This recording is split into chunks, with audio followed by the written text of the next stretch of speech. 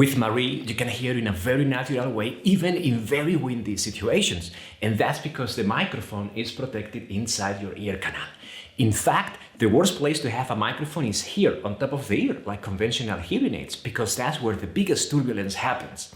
For my next experiment, I want to create a very extreme condition. I want to create a lot of wind noise.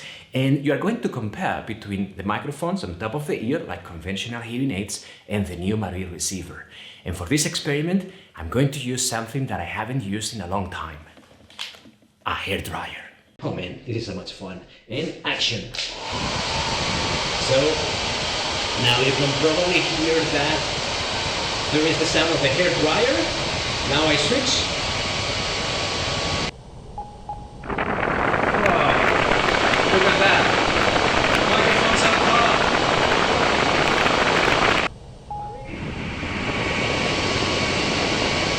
Okay?